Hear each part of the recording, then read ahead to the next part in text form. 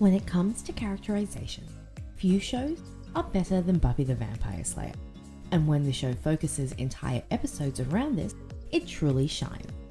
Today, I want to count down what I believe to be the 10 best character-centric episodes of the series. Number 10, Gangland.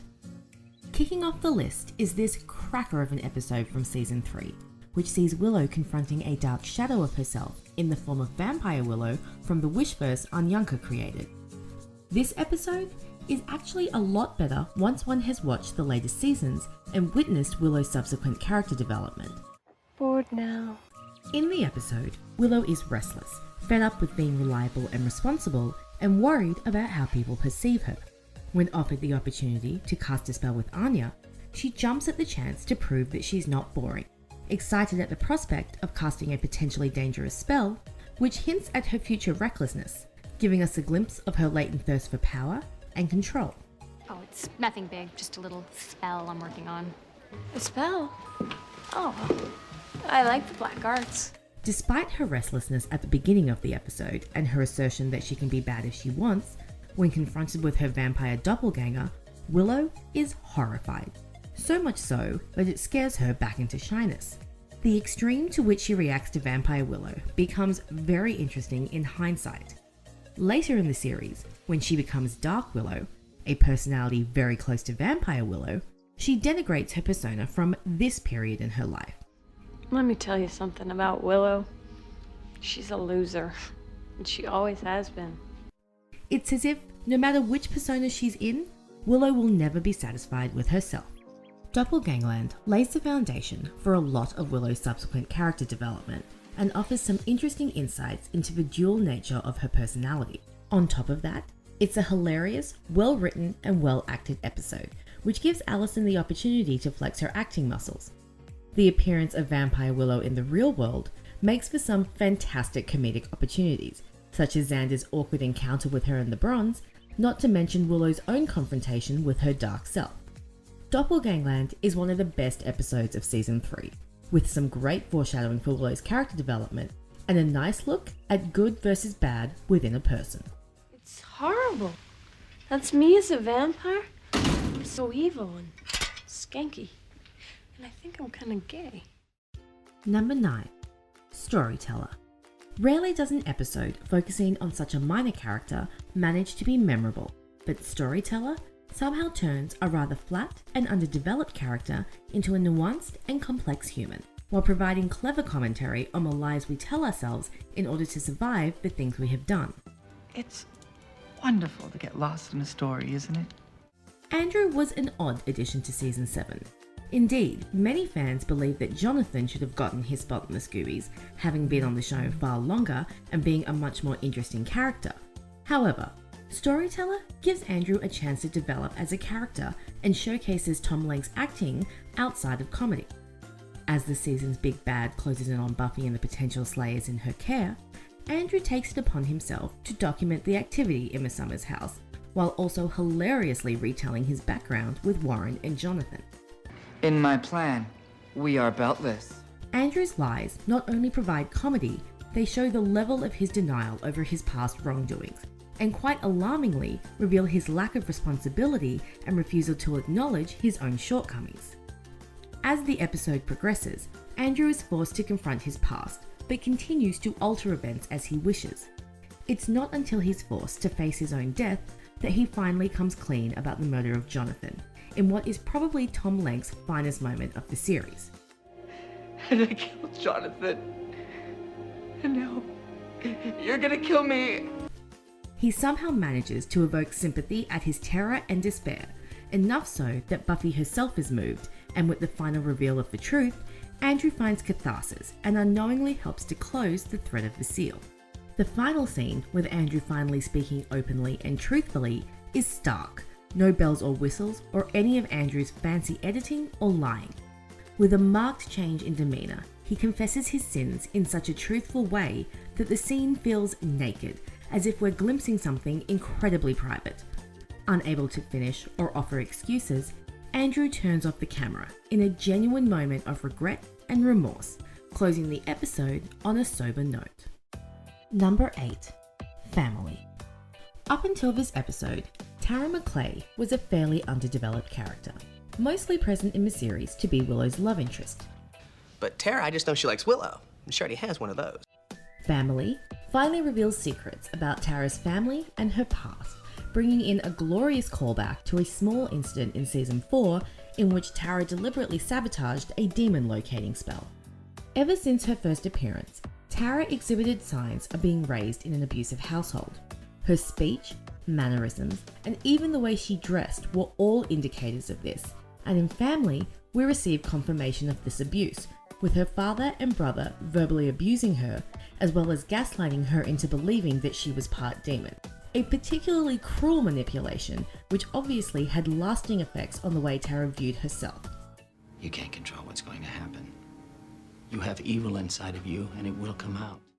We see her belief that this supposed side of her is dirty and wrong, something to be hidden, and this quite heartbreakingly works as a metaphor for her sexuality. Her desperation to keep her demon half hidden leads her to make a reckless mistake and abuse magic in order to protect herself, in a move reminiscent of the many times Willow has used magic as an escape. Unlike Willow, Tara learns from her mistake and never again uses magic in such a careless way. Her genuine regret at her actions and willingness to accept punishment for them earns her the respect and support of the Scoobies, and when her family try to remove her, she takes her first truly assertive step of the series and stands up to them. Tara is finally accepted into the Scooby Gang, but more than that, this episode shows her strength of character and the horrors of her past which she's had to overcome. As she explains to Willow how she felt she had to keep part of herself hidden for fear of what others would think, we agree along with Willow when she praises Tara for overcoming her past, and the episode closes on Tara at peace and finally able to move forward. I think about what you grew up with, and then I look at what you are. It makes me proud. Number 7. A New Man. Season 4 is a season of transition for all the main characters of the show, including Giles. While the younger Scoobies adjust to college life and the world of job hunting, Giles is forced to contemplate life without the Watchers Council and, more significantly, without being Buffy's official watcher. A New Man sees him confronting his own midlife crisis after he is hilariously turned into a demon by an old friend. Someone? Oh, bug, I thought you'd gone. Throughout the season, we've watched Buffy move away from Giles, and this episode emphasizes this growing distance as Giles discovers that he is the last to find out about Riley being one of the commandos and is forced to confront Buffy's new parental figure, Professor Walsh. Giles is forced to confront the fact that Buffy is not only growing up, she's growing out of her dependence on him and is forming new bonds and relationships which exclude him. In losing his position as Watcher, he has also seemingly lost Buffy as both a Slayer and a daughter, and his jealousy over her relationship with Walsh, as well as Walsh's authority, shows his insecurities over losing both. What I suspect I'm seeing is a reaction to the absence of a male role model. Once he's turned into a demon, Giles becomes even more isolated. Where he was once unable to communicate with the Scoobies due to a generational gap, this now becomes a literal lack of communication, with his being unable to use human language anymore. As the episode progresses, Giles is forced to fight the demon urges, hilariously giving in to them briefly in order to get a small revenge on Buffy's new parental figure. While the climax of the episode doesn't quite resolve Giles' feelings of being left behind, he does learn that no matter what, Buffy knows and loves him as she recognizes him even through his demon exterior. As happens with Family, Buffy will always care for Giles, no matter how distant they become, and Giles is reassured that no one could replace him in Buffy's eyes. How did you know it was me? Your eyes. You're the only person in the world that can look that annoyed with me. Number 6. Prophecy Girl. Like many premiere seasons, Season 1 of Buffy takes its time to find its footing, with many of the episodes being campy and fun, but not exactly living up to the quality of the later seasons. Prophecy Girl is an exception, and it starts to turn the show towards the darker and more serious tone which Season 2 then builds upon, tying into themes of fate and choice, and showing Buffy making her first hard decision as the Slayer. Tomorrow night, Buffy will face the Master, and she will die. While the Master has always been a vague threat over the first season, this is the episode which truly cements him as the big bad, as Giles discovers the prophecy that Buffy will die at the Master's hands. Buffy's distress at hearing her fate is heartbreaking, especially since, unlike her season 5 sacrifice, she is not in a place where she wants to give up on life. This is a Buffy who is happy, secure and confident, and she is completely shaken by the sacrifice which faces her. Giles, I'm 16 years old. I don't want to die. Which of course makes her ultimate decision even more admirable and heartbreaking. While she initially turns her back on her calling and chooses life, once the vampire attack at Sunnydale High happens and she sees the devastating effect it has on Willow, she resolves to meet her fate, to take down the Master so he cannot rise and cause this kind of damage again. This is Buffy at her bravest, her most impressive, someone who will put the lives of others above herself and meet her destiny willingly. You fight the Master and you'll die. Maybe I'll take him with me. Buffy facing death in such a way, facing her own worst nightmare and overcoming her fear, enables her to take out the Master once she is resurrected. Her final fight with him, complete with her trademark quips, allows Buffy to take that power back, to reassert her power and agency. However, her conflicted face at the end of the episode, as she looks at the Master's bones, softly underlines the trauma she went through and sets up her PTSD in the season 2 opener, showing that it's not really as simple as... We save the world. I say we party. Number 5. Who are you? Faith has always been a popular character, not least because of her complex characterization and compelling arc. Who Are You starts Faith's downward spiral, which is concluded in the Angel episodes 5x5 and Sanctuary. After snatching Buffy's body, Faith is forced to confront some inner demon, as she sees how Buffy's world operates and starts to realize some harsh truths about herself and her broken psyche. You sure you're okay? 5x5. While Faith at first revels in stealing Buffy's body and mockingly stands in front of the mirror reciting lines she believes Buffy would utter, we see her start to unravel as the episode progresses, unable to deal with the love and intimacy in Buffy's life, not to mention the burden Buffy bears as the Slayer. While Faith herself is also a Slayer, she has never taken on the responsibility which Buffy did, nor has she ever been forced to make the decisions Buffy has made. The flip side to this is she has never experienced the genuine gratitude of those saved, as demonstrated by her uncomfortable interaction with a victim at the Bronze. Genuine feelings and emotions confuse Faith, emphasizing the idea that she was abused in her past. When she goes to Riley in Buffy's body, she attempts to get him to play out a fantasy, convinced that he must have some sort of dark and repressed urge, which alarmingly shows how she equates sex with power and pain. Am I a bad girl? Do you want to hurt me? When Riley refuses her offer, and then later expresses his love for Buffy post-coital, Faith actually has a panic attack, unable to comprehend true emotion and love. It's a rather dark glimpse into Faith's mind, showing the complete lack of true connections in her life. When she decides to actually be Buffy in the climax of the episode and rescue a church full of people, Faith takes her first tentative steps towards her eventual redemption, and her echo of the ironic line she uttered earlier now has weight and meaning behind it. You're not gonna kill these people. Why not? Because it's wrong. Who Are You is a visceral and fairly dark episode, illustrating just how far Faith has fallen and how far she has to go before she can make amends, with others and with herself. Number 4. Selfless. Selfless finally gives Anya something she has deserved since she was first added to the show: background, depth, and decent characterization. Until this episode, Anya had always been a background character, never properly fleshed out or expanded upon. Selfless finally shows us her origins and delves into her character, painting a somewhat sad picture of a woman who never quite knew her own identity or self. My whole life, I've just clung to whatever came along. Having returned to vengeance after being left at the altar by Xander, the opening of the episode sees Anya struggling in the wake of her most brutal revenge since her return to form. Having lived as a human for the last several years, Anya is now caught between two worlds and finds herself unable to reconcile the violence of her vengeance. In flashbacks, we see that Anya was not always so single-minded, that she was originally a sweet and kind person, and that she became the cold and ruthless demon we meet in The Wish over a millennia of carrying out bloody vengeance.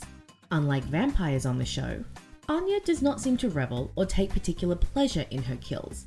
She simply believes in what she does and carries it out accordingly, losing herself in her work as if to escape any feelings of guilt or responsibility. I'm talking about life. Vengeance is what I do, Halfrek. I don't need anything else. Vengeance is what I am. In the present day, Anya is still grappling with the guilt over her action, showing how much she actually has grown in the last few years, and how having her humanity restored has affected her. It may also be safe to say that the Scooby's influence, in particular Xander's, has also altered her. And indeed, this is seemingly confirmed with her "I'll Be His Missus" song, showing how, as a human, Anya simply lost herself again in a persona which may not have been a good fit. This conflict provides her a deeper level of characterization than we've previously seen, showing the two sides to her, the demon and the human, and how neither have a clear sense of who they are. Anya takes her first steps towards discovering herself at the end of the episode, having been taught a harsh lesson in vengeance by D'Hoffryn and being stripped of her powers. She refuses Xander's offer to help and walks away from him, striking out on her own, determined not to attach herself to anyone. It's a shame that this episode came so late in the series, as it could have been a great platform upon which to build further characterization for such an underdeveloped character. What if I'm really nobody? Don't be a dope. I'm a dope. Number 3. Mazeppa. Mazeppa is an often overlooked episode, which is a real shame because it's a hilarious and surprisingly deep look at Xander Harris and the way in which he views himself and the world around him. A lot of Season 3 focuses on the changes the characters will face after high school and sees them questioning their future and their places within the Scooby dynamic. This episode shows how Xander is starting to feel useless, scared that he'll be left behind by his friends, and worried that he doesn't have a set identity or use within the Scooby gang. I happen to have a lot to offer. Oh, please. I do. Integral part of the group? Xander, you're the useless part of the group. You're the Zeppo. The episode is unique in that it not only focuses on Xander, it's told entirely from his point of view, and as such, we see characters and relationships the way he does, which allows for some brilliant comedic moments, such as his hilarious perception of Buffy and Angel's relationship. Xander is a character who has always had a lot of clarity, seeing things for how they are, and this episode shows that despite appearances, he also sees himself that way, being aware that he doesn't have the same skills as his friends and may not prove as useful in a fight. In his search for identity, Xander falls into a series of events which take him away from the Scoobies, but which all have lasting effects on him. We see him lose his virginity to Faith, in a scene which is both funny and sad, as Faith denies him closeness after the act and throws him out the door, his usefulness having expired, much like he perceives his usefulness with the Scoobies coming to an end. That was great. I got a shower. However, it is Xander's involvement with an undead gang of students who plan to bring down the high school which really allows him to shine. While the rest of the Scoobies face the big bad demon from the Hellmouth in the library, Xander confronts a school bully armed with a bomb down in the basement. In a quiet and understated scene, Xander puts his own life on the line, displaying bravery and stoicism in the face of death. There is a quiet sadness to Xander's willingness to die, as if he doesn't value his own life or maybe even harbors a secret death wish. But in getting the bully to back down, he regains some confidence, finally seeing that he is not useless and that even the smallest act of bravery can make a difference.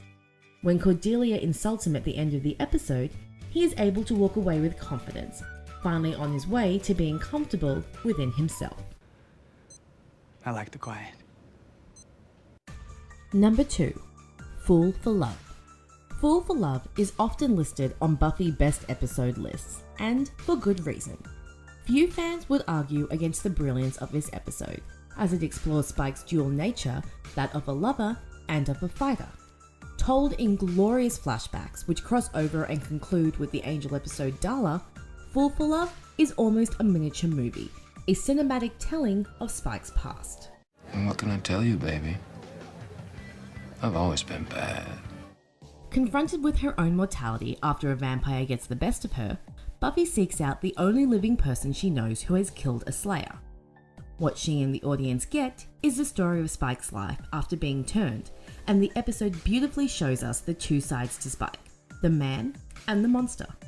We see him as the love-struck fool who is rejected by the woman he's obsessed with, and then the victim of Drusilla before meeting William the Bloody in all his glory. The appearance of a Spike who harkens back to the Season 2 Spike we met all those years ago is a much needed reminder of who he was before the Initiative neutered him, and his bravado and fire during his fight with the Slayer in China is horrifying and fascinating, as is his fight with Nikki, the Slayer from the 70s, later in the episode. She was cunning, resourceful. Oh, I didn't mention hot. I could have danced all night with that one.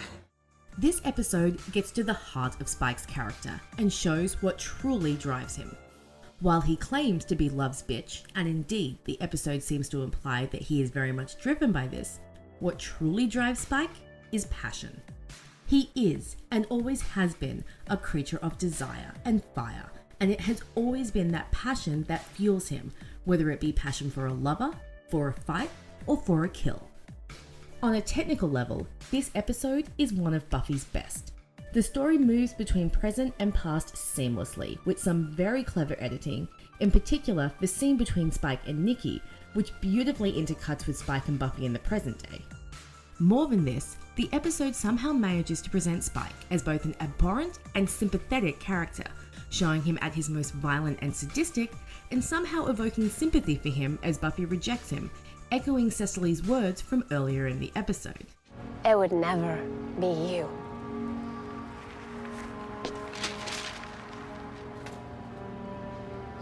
You're beneath me. The complexity of Spike's character is emphasized in the final scene, when, coming to kill Buffy, he instead offers her comfort when he comes across her crying. A surprisingly touching end to an episode which has gone down as one of the greats of the series' many episodes. Number 1. Becoming. Becoming is one of Buffy's strongest episodes and probably its best season finale. Bringing the Angelus arc to a close while exploring themes of identity, destiny, and choice, Becoming is emotional and deep, showing us Buffy's past, how her past ties to Angel, her choices in the present, and how everything has brought her to this point. Bottom line is, even if you see him coming, you're not ready for the big moments.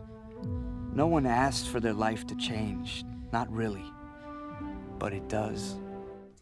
As Angelus prepares to end the world, Buffy and the Scoobies race to restore his soul and prevent the apocalypse. The first half of the episode beautifully juxtaposes Buffy and Angel's journeys. We see Buffy called to her destiny, and how the burden of loneliness and isolation started from the beginning, with her being forced to lie to her parents, unable to confide in anyone. Angel's story plays alongside Buffy's, once again delving into themes of isolation and despair, with Whistler tying the two together and setting Angel, and later Buffy, on their paths. It wasn't supposed to go down like this. Nobody saw you coming. I figured this for Angel's big day, but I thought he was here to stop Kathla, not to bring him forth. The episode poses questions surrounding destiny and fate and illustrates what would eventually become the themes of Angel. That it's our choices which define us, and that all that matters is what we do in the moment. While the episode shows how Buffy and Angel's stories are intertwined, at the end of the day, this episode belongs to Buffy, as a series of events forces her to take on the biggest burden of her slaying career. Failing to save her friends from an attack, forced to work with the enemy, and with her Slayer identity revealed to her mother, Buffy heads into the climax of the episode utterly alone, forced to draw on her own strength and determination. That's everything, huh? No weapons, no friends, no hope. take all that away, and what's left? Me. She goes to face the demon who wears the face of the man she once loved and, in the tragic climax of the episode, is forced to kill that man when he returns. Becoming is a beautifully constructed two-part episode, exploring Buffy's character, her selflessness and willingness to do what must be done, and how she draws power from within herself. However, at the end of the day, she is still a human girl, and her devastation at having to kill Angel is heartbreaking and provides the emotional crux of the episode. Well written, beautifully acted, nicely paced, and containing one of the most tragic climaxes of the series, Becoming deserves to be remembered as one of the greatest episodes of the Whedonverse. So what are we, helpless? Puppets? No. The big moments are gonna come, you can't help that.